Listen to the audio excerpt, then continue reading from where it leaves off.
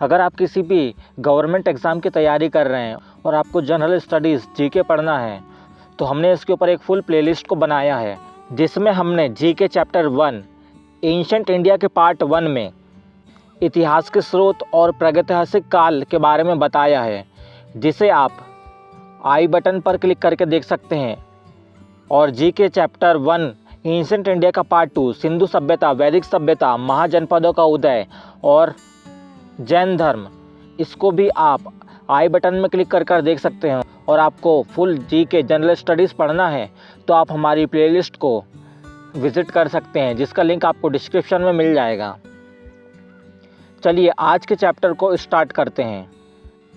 आज के चैप्टर में हम समझेंगे बौद्ध धर्म, बौद्ध सभाएं, भारत के महत्वपूर्ण बौद्ध मठ, शैव धर्म, वैष्णव धर्म, इस्लाम धर्म, पारसी धर्म, मगध राज्य का उत्कर्ष, मौर्य साम्राज्य, सिकंदर, चंद्रगुप्त मौर्य, बिंदुसार, अशोक के प्रमुख शिलालेख एवं उनमें वर्णित विषय, मौर्यकालीन प्रमुख बंदरगाह। चलिए आज के इस लेक्चर को स्टार्ट करते हैं बौद्ध धर्म से। बौद्ध धर्म के संस्थापक गौतम बुद्ध थे। इन्हें एशिया का ज्योति पुंज, लाइट ऑफ एशिया कहा जाता है। गौतम बुद्ध का जन्म 563 ईसा पूर्व में कपिल वस्तु के लुम्बिनी नामक स्थान पर हुआ था। इनके पिता शुद्धोधन शाक्य गण के मुखिया थे। इनकी माता माया देवी की मृत्यु इनके जन्म के 7वें दिन ही हो गई थी। इनका लालन पालन सौतेली माँ प्रजापति गौतमी ने किया था। इनके बचपन का नाम सिद्धार्थ था। गौतम बुद्ध का विवाह 16 वर्ष की अवस्था में यशोधरा के साथ हुआ। इनके पुत्र का नाम राहुल था। सिद्धार्थ जब कपिल वस्तु की सैर पर निकले तो उन्होंने निम्न 4 दृश्यों को क्रमशः देखा। एक बूढ़ा व्यक्ति, दूसरा एक बीमार व्यक्ति, तीसरा शव एवं चौथा एक सन्यासी। सांसारिक समस्याओं से व्यथित होकर सिद्धार्थ ने 29 वर्ष की अवस्था में गृह त्याग किया, जिसे बौद्ध धर्म में महाभिनिष्क्रमण कहा गया है। गृह त्याग करने के बाद सिद्धार्थ बुद्ध ने वैशाली के आलर कलाम से सांख्य दर्शन की शिक्षा ग्रहण की। आलर कलाम सिद्धार्थ के प्रथम गुरु हुए, जिससे उन्होंने शून्य का ज्ञान प्राप्त किया। आलर कलाम के बाद सिद्धार्थ ने राजगीर के रुद्रकरामपुत्र से शिक्षा ग्रहण की, जिससे उन्होंने योग का ज्ञान प्राप्त हुआ। उरुवेला में सिद्धार्थ को कौंडिन्य, वस्पा, भादिया, महानामा एवं असग्गी नामक 5 साधक मिले। बिना अन्न जल ग्रहण किए 6 वर्ष की कठिन तपस्या के बाद 35 वर्ष की आयु में वैशाख की पूर्णिमा की रात निरंजना फल्गु नदी के किनारे पीपल वृक्ष के नीचे सिद्धार्थ को ज्ञान प्राप्त हुआ। ज्ञान प्राप्ति के बाद सिद्धार्थ बुद्ध के नाम से जाने गए। वह स्थान बोध गया कहलाया। बुद्ध ने अपना प्रथम उपदेश सारनाथ ऋषिपतनम में दिया, जिसे बौद्ध ग्रंथों में धर्म चक्र प्रवर्तन कहा गया है। बुद्ध ने अपने उपदेश जनसाधारण की भाषा पाली में दिए। बुद्ध ने अपने उपदेश कौशल, वैशाली, कौशाम्बी व अन्य राज्यों में दिए। सर्वाधिक उपदेश कौशल देश की राजधानी श्रावस्ती में दिए। इनके प्रमुख अनुयायी शासक थे बिंबिसार, प्रसेनजित व उदयन। बुद्ध की मृत्यु 80 वर्ष की अवस्था में 423 ईसा पूर्व में कुशीनारा, देवरिया, उत्तर प्रदेश में चुंद द्वारा अर्पित भोजन करने के बाद हो गई, जिसे बौद्ध धर्म में महापरिनिर्वाण कहा गया है। मल्लों ने अत्यंत सम्मानपूर्वक बुद्ध का अंत्योष्टि संस्कार किया। एक अनुश्रुति के अनुसार मृत्यु के बाद बुद्ध के शरीर के अवशेषों को 8 भागों में बांटकर उन पर 8 स्तूपों का निर्माण कराया गया। बुद्ध के जन्म एवं मृत्यु की तिथि को चीनी परंपरा के कैंटोन अभिलेख के आधार पर निश्चित किया गया है। बौद्ध धर्म के बारे में हमें विशद ज्ञान त्रिपिटक, विनय पिटक, सूत्र पिटक एवं अधिधम्ब पिटक से प्राप्त होता है। तीनों पिटकों की भाषा पाली है। थेरवाद मत की पाली त्रिपिटक सबसे पुराना है। सूत्र पिटक में बुद्ध के धार्मिक सिद्धांतों को संवाद के रूप में संकलित किया गया है। विनय पिटक में संघ के भिक्षु एवं भिक्षुणी के लिए बनाए गए नियमों को संग्रह किया गया है और इसमें संघ के अनुशासन के तोड़ने पर किए जाने वाले प्रायश्चितों की सूची भी दी गई है। अभिधम्म पिटक में सूत्र पिटक में वर्णित सिद्धांतों के सुव्यवस्थित अनुशीलन के लिए आवश्यक सूचियों के सारांश तथा प्रश्नोत्तरी का समावेश किया गया है। पाली त्रिपिटकों को 1ली शताब्दी ईसा पूर्व में श्रीलंका के शासक वंत गामिनी की देखरेख में पहली बार लिपिबद्ध किया गया। सूत्र पिटक के 5 निकाय हैं: दीर्घ, मध्यम, संयुक्त, अंगुत्तर, खुद्दक। बुद्ध के पूर्व जन्मों से जुड़ी जातक कथाएं खुद्दक निकाय की 15 पुस्तकों में से एक है। खुद्दक निकाय में धम्मपद नैतिक उपदेशों का पदात्मक संकलन, थेर गाथा बौद्ध भिक्षुओं का गीत और थेरी गाथा बौद्ध भिक्षुणियों का गीत है। बौद्ध धर्म मूलतः अनीश्वरवादी है। इसमें आत्मा की परिकल्पना भी नहीं है। बौद्ध धर्म में पुनर्जन्म की मान्यता है। तृष्णा को क्षीण हो जाने की अवस्था को ही बुद्ध ने निर्वाण कहा है। विश्व दुखों से भरा है का सिद्धांत बुद्ध ने उपनिषदों से लिया है। बुद्ध के अनुयायी 2 भागों में विभाजित थे। भिक्षुक बौद्ध धर्म के प्रचार के लिए जिन्होंने संन्यास ग्रहण किया उन्हें भिक्षुक कहा गया। उपासक गृहस्थ जीवन व्यतीत करते हुए बौद्ध धर्म अपनाने वालों को उपासक कहा गया। बौद्ध धर्म के वरिष्ठ साध्वी को थेरी के रूप में जाना जाता था। बौद्ध संघ में सम्मिलित होने के लिए न्यूनतम आयु सीमा 15 वर्ष थी। बौद्ध संघ में प्रविष्ट होने को उपसंपदा कहा जाता था। बौद्ध धर्म के त्रिरत्न हैं बुद्ध, धम्म एवं संघ। बौद्ध सभाएं जो कि स्क्रीन पर दी गई हैं। चतुर्थ बौद्ध संगति के बाद बौद्ध धर्म 2 भागों हीनयान एवं महायान में विभाजित हो गया। हीनयान और महायान के बीच अंतर: हीनयान बुद्ध की मूल शिक्षा और व्यक्तिगत मुक्ति पर जोर देता है। महायान सामूहिक मुक्ति, करुणा और बोधिसत्व मार्ग पर जोर देता है। हीनयान बुद्ध को साधारण मानव मानते हैं। महायान बुद्ध को दिव्य प्राणी या भगवान मानते हैं। हीनयान मूर्ति पूजा में विश्वास नहीं करते। महायान मूर्ति पूजा एवं बोधिसत्वों की पूजा में विश्वास करते हैं। हीनयान निर्वाण प्राप्ति का मार्ग व्यक्तिगत अपनाते हैं। महायान निर्वाण प्राप्ति का मार्ग सामूहिक सभी प्राणियों की मुक्ति में अपनाते हैं। हीनयान धार्मिक ग्रंथ पाली भाषा में है और महायान धार्मिक ग्रंथ संस्कृत भाषा में है। हीनयान द पूर्व एशिया श्रीलंका थाईलैंड में प्रचलित है। महायान पूर्व एशिया चीन, जापान और तिब्बत में प्रचलित है। बौद्ध धर्म के महायान संप्रदाय का आदर्श बोधिसत्व है। बोधिसत्व दूसरे के कल्याण को प्राथमिकता देते हुए अपने निर्माण में विलंब करते हैं। संघभूति एक भारतीय बौद्ध भिक्षु है जिन्होंने 4वीं शताब्दी ईस्वी के अंत में चीन की यात्रा की। उन्होंने सर्वास्तवाद विनय पर भाष्य लिखा। प्रज्ञा पारमिता सूत्र महायान सूत्रों में सबसे पुराने हैं और साथ ही महायान बौद्ध दर्शन की नींव भी है। विशुद्धिमगो थेरवाद बौद्ध धर्म के महावीर शाखा की शिक्षा का एक विश्वकोश है जिसे महान बौद्ध टीकाकार बुद्धघोष ने 5वीं शताब्दी में श्रीलंका के राजा महानामा के शासनकाल के दौरान लिखा। ललित विस्तर एक संस्कृत बौद्ध ग्रंथ है। यह बुद्ध की जीवनी होने के साथ साथ मूल रूप से हीनयान संप्रदाय के सर्वस्तवाद संप्रदाय का ग्रंथ है। अश्वघोष द्वारा लिखित बुद्ध चरित्र संस्कृत में लिखी गई पहली बौद्ध पुस्तक है जिसमें बुद्ध का संपूर्ण जीवन चरित्र है। सौंदरानंद एवं वज्रसूची अश्वघोष की अन्य रचना है। हीनयान का आदर्श अहर्त पद को प्राप्त करना है। जो व्यक्ति अपनी साधना से निर्वाण की प्राप्ति करते हैं उन्हें ही अहर्त कहा जाता है। धार्मिक जुलूस का प्रारंभ सबसे पहले बौद्ध धर्म के द्वारा प्रारंभ किया गया। बौद्धों का सबसे पवित्र त्यौहार वैशाख पूर्णिमा है जिसे बुद्ध पूर्णिमा के नाम से जाना जाता है। इसका महत्व इसलिए है कि बुद्ध पूर्णिमा के ही दिन बुद्ध का जन्म, ज्ञान की प्राप्ति एवं महापरिनिर्वाण की प्राप्ति हुई।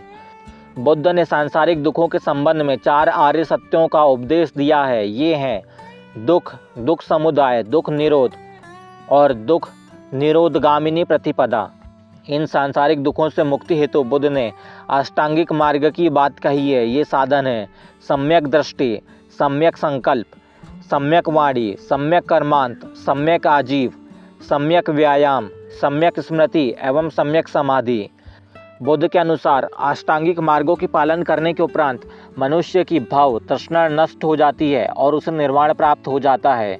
निर्वाण बौद्ध धर्म का परम लक्ष्य है जिसका अर्थ है दीपक का बुझ जाना, अर्थात जीवन मरण के चक्र से मुक्त हो जाना। बुद्ध ने निर्वाण प्राप्ति को सरल बनाने के लिए निम्न 10 शीलों पर बल दिया है: अहिंसा, सत्य, अस्तेय, चोरी न करना, अपरिग्रह, किसी प्रकार की संपत्ति न रखना, मद्य सेवन न करना, असमय भोजन न करना, सुखप्रद बिस्तरों पर नहीं सोना, धन संचय न करना, स्त्रियों से दूर रहना और नृत्य गान आदि से दूर रहना। गृहस्थों के लिए केवल प्रथम 5 शील तथा भिक्षुओं के लिए 10 शील मानना अनिवार्य था।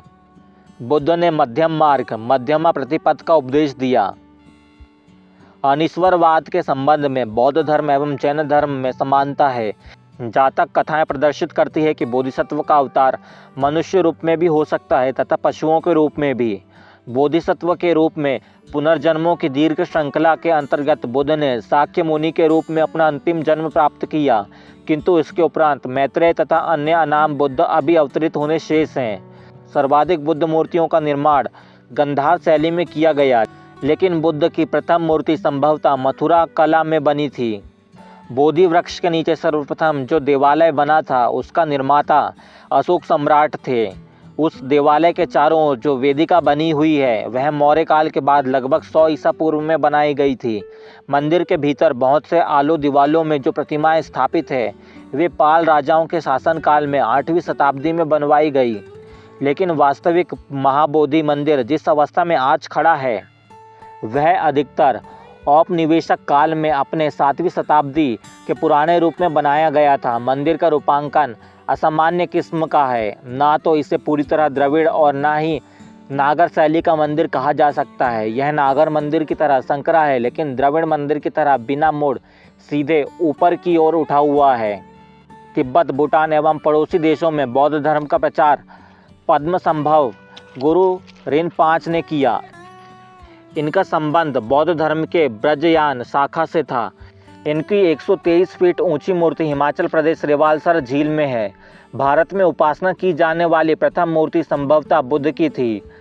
स्तूप वैदिक काल से भारत में प्रचलित सवाधान टीले थे जिसमें मृतकों के अवशेष और राख को रखा जाता था। अशोक के शासनकाल में स्तूप कला अपने चरमोत्कर्ष पर पहुंच गई।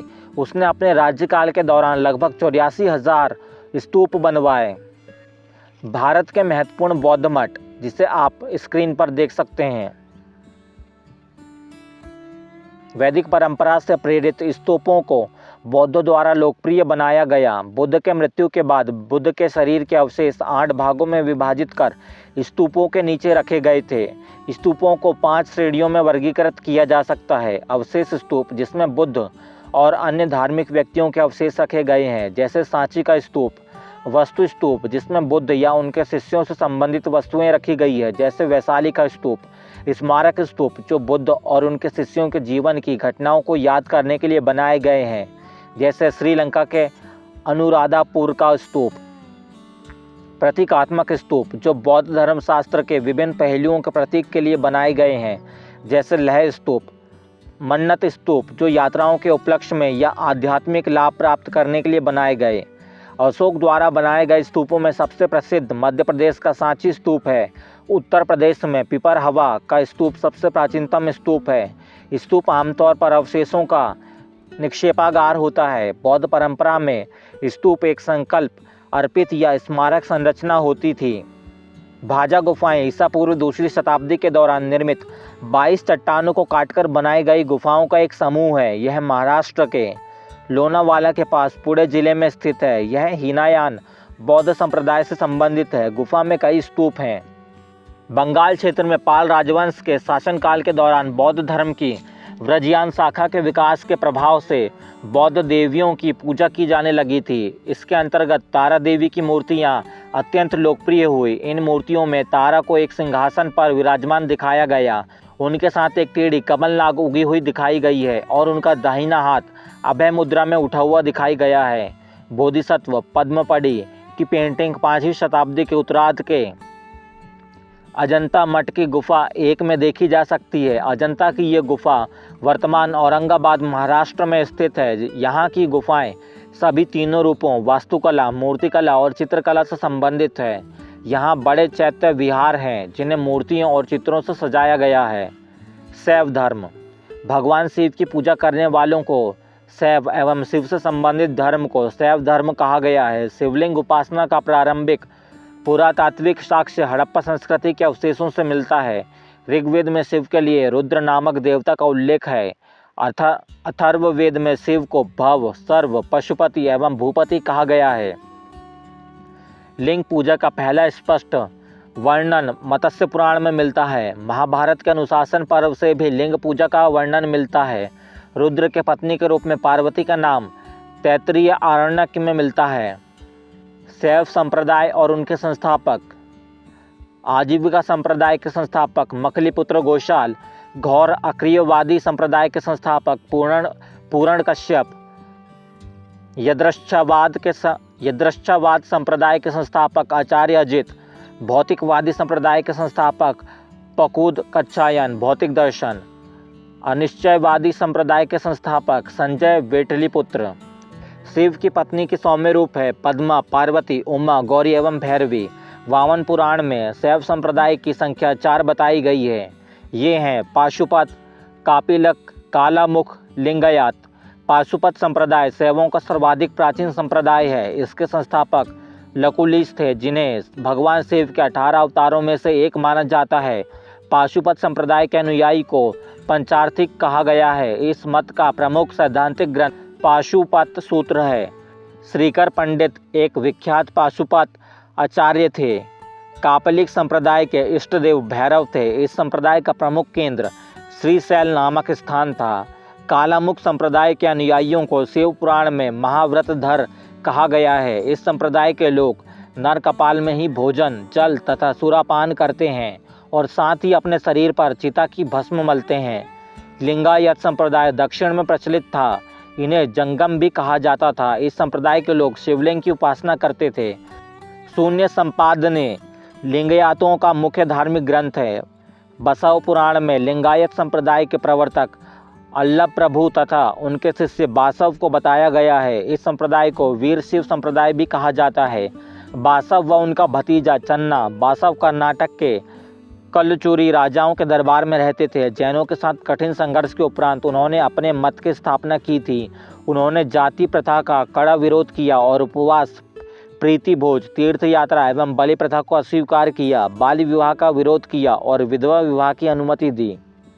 12वीं शताब्दी में राजा कुलोतुंगा II के शासनकाल में सेकलीहार द्वारा लिखित तिरुतुंदर पुराणम, जिसे थिरुटोंडा थोगई के नाम से भी जाना जाता है, तमिल में 5वें वेद के रूप में माना जाता है और शैव परंपरा में 12वीं पुस्तक भी है। ये भगवान शिव की पूजा के लिए समर्पित एक भक्ति पाठ है और इसे तमिल शैववाद में एक महत्वपूर्ण कार्य माना जाता है। यह पाठ तमिलनाडु में भगवान शिव के भक्तों द्वारा व्यापक रूप से पढ़ा और सुनाया जाता है। इसे तमिलनाडु में शैव परंपरा के अनुयायियों के लिए आध्यात्मिक ज्ञान का एक महत्वपूर्ण स्रोत माना जाता है। यह तमिल शैववाद के विहित कवियों 63 नयनारों की कहानियाँ बताता है।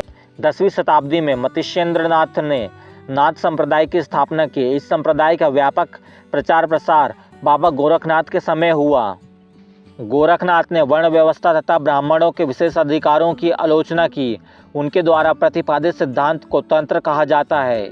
इसकी सदस्यता बिना जाति भेद सबके लिए खुली थी। दक्षिण भारत में शैव धर्म चालुक्य, राष्ट्रकूट, पल्लव एवं चोलों के समय लोकप्रिय रहा। पल्लव काल में शैव धर्म का प्रचार प्रसार नायनारों द्वारा किया गया। नायनार संतों की संख्या 63 बताई गई है, जिनमें अप्पार, तिरुज्ञान, संबंदर एवं सुंदर मूर्ति आदि के नाम उल्लेखनीय है। पशुपतिनाथ मंदिर नेपाल की राजधानी काठमांडू से 3 किलोमीटर उत्तर पश्चिम में बागमती नदी के किनारे देवपाटन गांव में स्थित एक शिव मंदिर है। नेपाल के धर्मनिरपेक्ष राष्ट्र बनने से पहले यह मंदिर राष्ट्रीय देवता भगवान पशुपतिनाथ का मुख्य निवास माना जाता था। इस मंदिर परिसर को सन 1979 में यूनेस्को विश्व सांस्कृतिक विरासत स्थल के रूप में सूचीबद्ध किया गया। मुख्य मंदिर का निर्माण वास्तुकला की नेपाली पैगोडा शैली में हुआ है। मुंबई के पास स्थित एलिफेंटा की गुफाएं शैव धर्म से संबंधित है। एलोरा के प्रसिद्ध कैलाश मंदिर का निर्माण राष्ट्रकूटों ने करवाया। चोल शासक राजराज प्रथम ने तंजौर में प्रसिद्ध राजराजेश्वर शैव मंदिर का निर्माण करवाया, जिसे बृहदीश्वर मंदिर के नाम से भी जाना जाता है। कुषाण शासकों की मुद्राओं पर शिव एवं नंदी का एक साथ अंकन प्राप्त होता है। शिव अद्वैत विचारधारा के मुख्य प्रवर्तक श्रीकांत शिवाचार्य हैं। इनके अनुसार शिव और ब्रह्म एक और समान हैं। वैष्णव धर्म। वैष्णव धर्म के विषय में प्रारंभिक जानकारी उपनिषदों से मिलती है। इसका विकास भगवत धर्म से हुआ। नारायण के पूजक मूलतः पंचरात्र कहे जाते थे। वैष्णव धर्म के प्रवर्तक कृष्ण थे, जो वृषण कबीले के थे और जिनका निवास स्थान मथुरा था। कृष्ण का उल्लेख सर्वप्रथम छांदोग्य उपनिषद में देव के पुत्र और आंगिरस के शिष्य के रूप में हुआ है। वासुदेव कृष्ण का सबसे प्रारंभिक अभिलेखीय उल्लेख बेसनगर स्तंभ अभिलेख में पाया गया। विष्णु के 10 अवतारों का उल्लेख मत्स्य पुराण में मिलता है। 10 अवतार इस प्रकार हैं: मत्स्य, कूर्म, वराह, नरसिंह, वामन, परशुराम, राम, बलराम, बुद्ध एवं कल्कि। गुप्त काल में विष्णु का वराह अवतार सर्वाधिक प्रसिद्ध था। वैष्णव धर्म में ईश्वर को प्राप्त करने के लिए सर्वाधिक महत्व भक्ति को दिया गया है। भगवान विष्णु के सुदर्शन चक्र में 6 तीलियां हैं। प्रमुख संप्रदाय, मत एवं आचार्य, जिसे आप स्क्रीन में देख सकते हैं, और प्रमुख संप्रदाय, संस्थापक एवं पुस्तक, जिसे भी आप स्क्रीन में देख सकते हैं। अंकोर वाट का मंदिर कंबोडिया, कंबोज के राजा सूर्यवर्मा II 1113 ईस्वी से 1150 ईस्वी ने बनवाया था। इस मंदिर में लगभग 10.5 फीट ऊंची भगवान विष्णु की मूर्ति स्थापित है। इस्लाम धर्म के संस्थापक हजरत मोहम्मद साहब थे। हजरत मोहम्मद साहब का जन्म 527 ईस्वी में मक्का में प्रमुख कुरैश कबीले में हुआ। उनके पिता अब्दुल्ला और माता अमीना थी। उनका लालन पालन उनके चाचा अबू तालिब ने किया था। हजरत मोहम्मद साहब को 610 ईस्वी में मक्का के पास हीरा नामक गुफा में ज्ञान की प्राप्ति हुई। 24 सितंबर 622 ईस्वी को पैगंबर के मक्का से मदीना की यात्रा इस्लाम जगत में मुस्लिम संवत हिजरी संवत के नाम से जाना जाता है। मोहम्मद की शादी 25 वर्ष की अवस्था में खादीजा नामक विधवा के साथ हुई। मोहम्मद की पुत्री का नाम फातिमा एवं दामाद का नाम अली है। देवदूत जिब्रियल ने पैगंबर मोहम्मद साहब को कुरान अरबी भाषा में संप्रेषित की। कुरान इस्लाम धर्म का पवित्र ग्रंथ है। यह पवित्र ग्रंथ 114 अध्यायों में बटी हुई है। इसमें 6360 पद्य हैं। पैगंबर मोहम्मद साहब ने कुरान की शिक्षाओं का उपदेश दिया। हजरत मोहम्मद साहब की मृत्यु 8 जून 632 ईस्वी को हुई। इन्हें मदीना में दफनाया गया। मोहम्मद साहब की मृत्यु के बाद इस्लाम सुन्नी तथा शिया नामक 2 पंथों में विभाजित हो गया। सुन्नी उन्हें कहते हैं जो सुन्ना में विश्वास करते हैं। सुन्ना पैगंबर मोहम्मद साहब के कथनों तथा कार्यों का विवरण है। शिया अली की शिक्षाओं में विश्वास करते हैं तथा उन्हें मोहम्मद साहब का न्याय सम्मत उत्तराधिकारी मानते हैं। अली मोहम्मद साहब के दामाद थे। अली की 661 ईस्वी में हत्या कर दी गई। अली के पुत्र हुसैन की हत्या 680 ईस्वी में करबला इराक नामक स्थान पर कर दी गई। इन दोनों हत्या ने शिया को निश्चित मत का रूप दे दिया। पैगंबर मोहम्मद साहब के उत्तराधिकारी खलीफा कहलाए। इस्लाम जगत में खलीफा पद 1924 ईस्वी तक रहा। 1924 ईस्वी में इसे तुर्की के शासक मुस्तफ़ा कमाल पाशा ने समाप्त कर दिया। इब्न इशाक ने सर्वप्रथम पैगंबर साहब का जीवन रचित लिखा। मोहम्मद साहब पैगंबर के जन्मदिन पर ईद ए मिलाद उन नबी पर्व मनाया जाता है। भारत में सर्वप्रथम इस्लाम का आगमन अरबों के जरिए हुआ। 712 ईस्वी में अरबों ने सिंध जीत लिया और सबसे पहले भारत के इसी भाग में इस्लाम एक महत्वपूर्ण धर्म बना। नमाज के दौरान मुसलमान मक्का की तरफ मुंह करके खड़े होते हैं। भारत से मक्का पश्चिम की ओर पड़ता है। मक्का की ओर की दिशा को किबला कहा जाता है। इस्लाम धर्म के प्रमुख त्यौहार हैं ईद उल फित्र, ईद उल अजहा, मिलाद उन नबी, हजरत मोहम्मद साहब की जन्मतिथि, मुहर्रम, आशूरा, शब बारात, शब मेराज आदि। ईसाई धर्म के संस्थापक ईसा मसीह हैं। वह प्रमुख ग्रंथ बाइबल है। ईसा मसीह का जन्म जेरूसलम के निकट बैतलहम नामक स्थान पर हुआ था। ईसा के जन्म दिवस को क्रिसमस के रूप में मनाया जाता है। ईसा मसीह की माता का नाम मैरी और पिता का नाम जोसेफ है। ईसा ने अपने जीवन के प्रथम 30 वर्ष एक बढ़ई के रूप में बैतलहम के निकट नाज़रेत इज़राइल में बिताए। ईसा मसीह के प्रथम 2 शिष्य थे एंड्स एवं पीटर। ईसा मसीह को सूली पर रोमन गवर्नर पोटियस ने चढ़ाया। ईसा मसीह को 33 ईस्वी में सूली पर चढ़ाया गया। ईसाई धर्म का सबसे प्राचीन चिन्ह क्रॉस है। ईसाई त्रित्व में विश्वास रखते हैं। वे हैं ईश्वर पिता, ईश्वर पुत्र ईसा, ईश्वर पवित्र आत्मा। 12वीं शताब्दी से फ्रांस में आरंभिक भवनों की तुलना में अधिक ऊंचे व हल्के चर्चों का निर्माण प्रारंभ हुए। वास्तुकला की यह शैली गॉथिक नाम से जानी जाती है। इस वास्तुकलात्मक शैली के सर्वोत्कृष्ट उदाहरणों में से एक पेरिस का नोट्रेडम चर्च है। ईसाई धर्म का प्रमुख त्यौहार है ईस्टर, क्रिसमस, गुड फ्राइडे, शोक दिवस। पारसी धर्म के पैगंबर जरथुष्ट्र ईरानी थे। इनकी शिक्षाओं का संकलन जैनदावस्ता नामक ग्रंथ में है, जो पारसियों का धार्मिक ग्रंथ है। इनकी मूल शिक्षा का सूत्र है सदुविचार, सदुवचन तथा सद्कार्य। इसके अनुयायी एक ईश्वर अहूर को मानते हैं। इस धर्म के अनुयायियों को अग्नि पूजक भी कहा जाता है। मगध राज्य का उत्कर्ष। मगध के सबसे प्राचीन वंश के संस्थापक बृहद्रथ था। इसकी राजधानी गिरिब्रज राजगृह थी। जरासंध बृहद्रथ का पुत्र था। हर्यक वंश के संस्थापक बिंबिसार मगध की गद्दी पर 544 ईसा पूर्व बौद्ध ग्रंथों के अनुसार में बैठा था। वह बौद्ध धर्म का अनुयायी था। यह प्रथम भारतीय राजा था जिसने प्रशासनिक व्यवस्था पर बल दिया। बिंबिसार ने ब्रह्मदत्त को हराकर अंगराज्य को मगध में मिला लिया। बिंबिसार ने राजगृह का निर्माण कर उसे अपनी राजधानी बनाया। बिंबिसार ने मगध पर करीब 52 वर्षों तक शासन किया। महात्मा बुद्ध की सेवा में बिंबिसार ने राजवैद्य जीवक को भेजा। अवंती के राजा प्रद्योत जब पांडु रोग से ग्रसित थे, उस समय में बिंबिसार ने जीवक को उनकी सेवा शुश्रूषा के लिए भेजा था। बिंबिसार ने वैवाहिक संबंध स्थापित कर अपने साम्राज्य का विस्तार किया। इसने कौशल नरेश प्रसेनजित की बहन महाकोशला से, वैशाली के चेटक की पुत्री चलना से तथा मध्य प्रदेश आधुनिक पंजाब की राजकुमारी क्षेमा से शादी की। बिंबिसार की हत्या उनके पुत्र अज्ञातशत्रु ने कर दी और वह 493 ईसा पूर्व में मगध की गद्दी पर बैठा। इसका उपनाम कोडिक था। वह प्रारंभ में जैन धर्म का अनुयायी था। अज्ञातशत्रु ने 32 वर्षों तक मगध पर शासन किया। अज्ञातशत्रु के सुयोग्य मंत्री का नाम वरस्कार था। इसी की सहायता से अज्ञातशत्रु ने वैशाली पर विजय प्राप्त की। जैन ग्रंथों से पता चलता है कि लिच्छवियों से युद्ध में अज्ञातशत्रु ने प्रथम बार रथमुसल, आधुनिक टैंकों के समान तथा महाशिला, कंटक, गुलेल जैसे 2 गुप्त हथियारों का प्रयोग किया। 461 ईसा पूर्व में अपने पिता की हत्या कर उदयन मगध की गद्दी पर बैठा।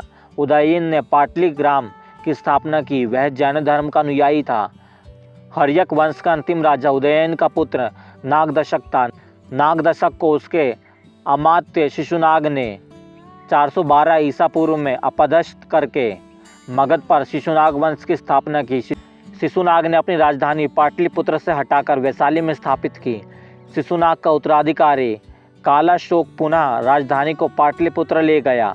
शिशुनाग वंश का अंतिम राजा नंदीवर्धन था। नंद वंश का संस्थापक महापद्मनंद व अंतिम शासक घनानंद था।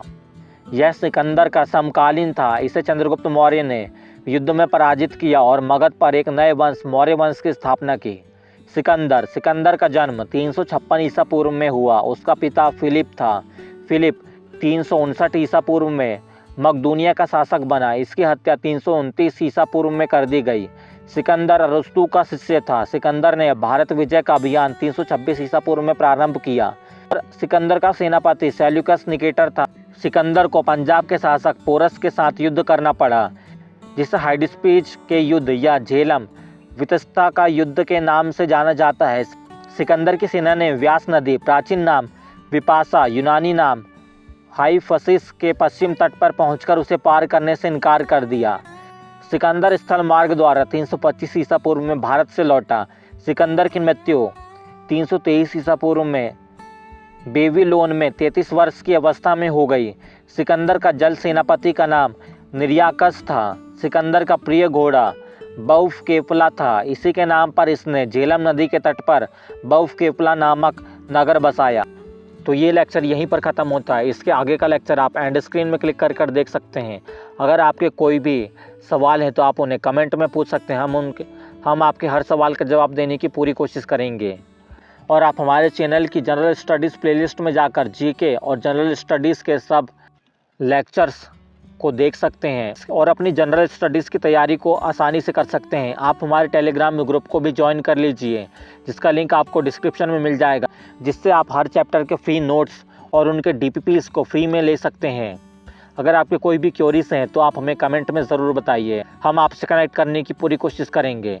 मिलते हैं अगले लेक्चर में, जिसे आप एंड स्क्रीन में देख सकते हैं।